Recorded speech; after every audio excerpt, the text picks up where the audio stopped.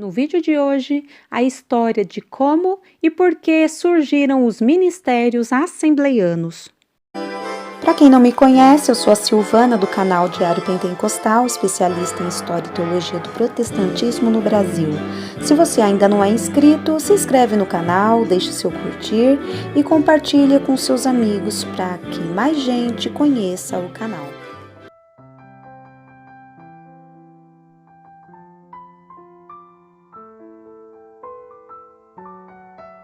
É comum perguntarmos a alguém que se intitula membro da Assembleia de Deus a que ministério ela pertence e muitas vezes nem conhecemos o porquê desta classificação. Para entendermos de uma vez por toda, organizei o vídeo da seguinte maneira: contexto histórico na época do surgimento, origem, objetivo e o primeiro ministério, além de outras cisões ocorridas tanto no Ministério Missão quanto no Ministério Madureira.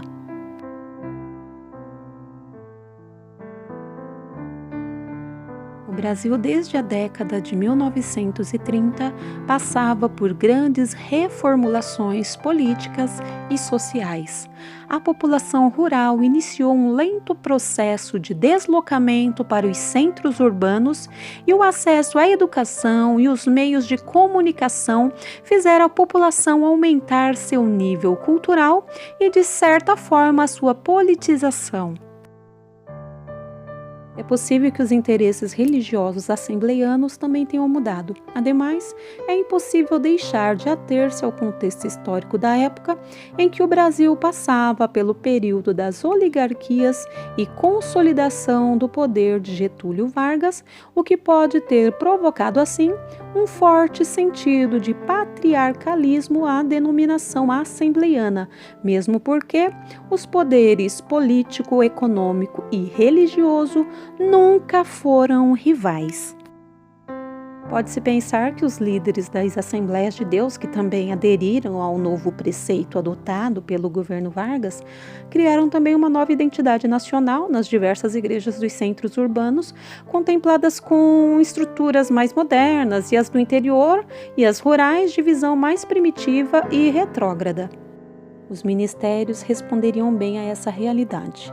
Com uma organização mais rebuscada e atual, assumiram as congregações espalhadas em todo o território nacional e, com isso, os pastores presidentes locais ganharam autonomia religiosa, passaram a controlar o discurso religioso, escondendo muitas vezes os seus reais interesses políticos e econômicos.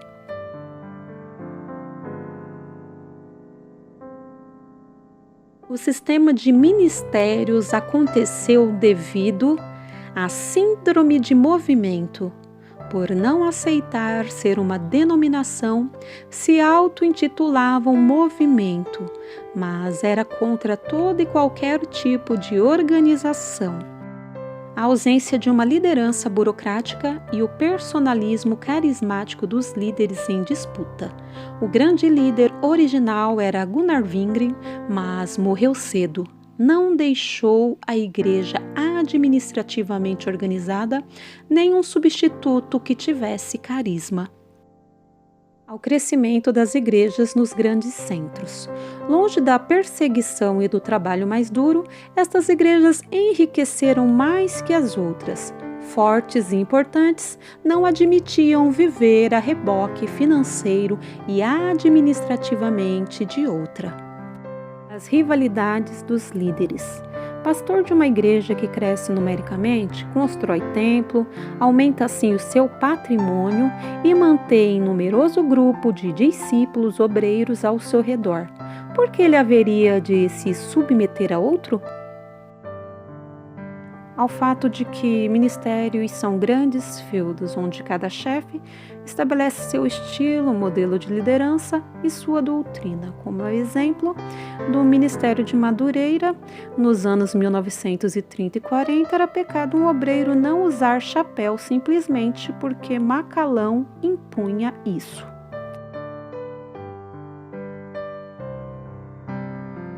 As igrejas Assembleias de Deus, diante de todas as transformações ocorridas, passaram a trabalhar com uma administração mista de pastores suecos e brasileiros. Dessa forma, surgiram novos rumos e, apesar de todos os esforços para acatar as decisões das convenções nacionais anteriores, as Assembleias de Deus não conseguiram trabalhar por muito tempo com a ideia de unidade. A ideia era de um trabalho homogêneo entre os pastores de uma mesma região, mas à medida que os anos passavam, as igrejas ganhavam contornos cada vez mais distintos em seu meio. A constituição dos ministérios, segundo os seus idealizadores, foi criada com a ideia de unidade. O que era para funcionar como ponto de união passou a ser identificado como ponto de tensão. Os dirigentes organizadores das convenções buscavam estratégias coerentes e pacificadoras de unidade entre elas, mas, mesmo assim, não conseguiram eliminar os conflitos ao longo dos anos. Nascia um modelo de decisão a partir de um indivíduo, e não da comunidade, nesse caso, do pastor presidente. Surgia assim um estilo de oligarquização assembleiana. Para uma melhor compreensão, assista à série Sistemas Eclesiásticos de Governo, composta por 4 vídeos. Deixei os links na descrição do vídeo.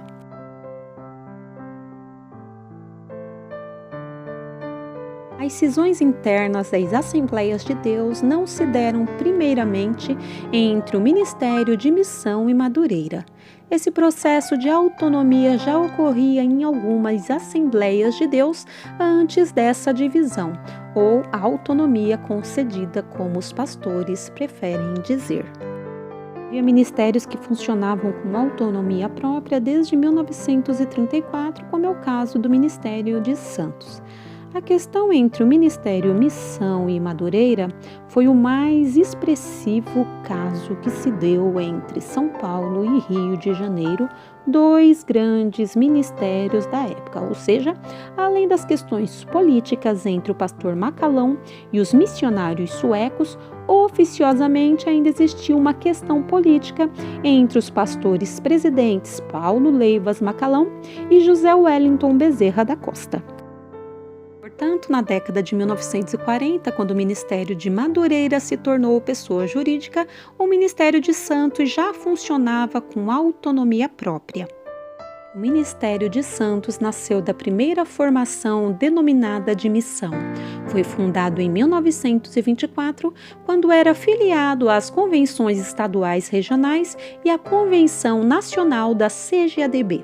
Em 1934, ganhou personalidade jurídica sob a presidência do pastor Clímaco Bueno Asa. Ministério de Goiás também seguiu a mesma trajetória. Nascida da segunda formação assembleiana, denominada de Madureira, a primeira igreja foi fundada em Goiás por volta de 1931, através do pedreiro carioca Antônio Moreira, diácono da Assembleia de Deus de Madureira, Rio de Janeiro. Nessa época, o Ministério de Madureira era liderado pelo pastor Paulo Leivas Macalão e seu rol de membro ficou vinculado ao Ministério de Madureira até o final de 1960. Nessa época, o pastor Antônio Alves Carneiro, por meio de uma cisão apoiada pela maioria dos membros da igreja, optou por se desligar do Ministério de Madureira, fundando o Ministério de Anápolis, para o qual ficou todo o patrimônio da igreja. Ministério de Cordovil, no Rio de Janeiro. A nomenclatura atual é Assembleia de Deus Missão da Fé Apostólica. Esta igreja era filiada ao Ministério de São Cristóvão, no Rio de Janeiro, e recebeu autonomia administrativa e jurisdicional em 1959. Não é filiado à CGADB. Atualmente existem muitos ministérios independentes com uma rede enorme de congregações espalhadas por todo o Brasil e no exterior, que também passam por cisões internas, o que significa dizer que as cisões nascem em todos os ministérios, tanto dos associados à CONAMAD e CGADB, quanto dos independentes, não existindo, portanto, uma ordem cronológica entre os ministérios mais antigos, ou seja, as cisões ou as autonomias conquistadas internamente nas Assembleias de Deus são aleatórias.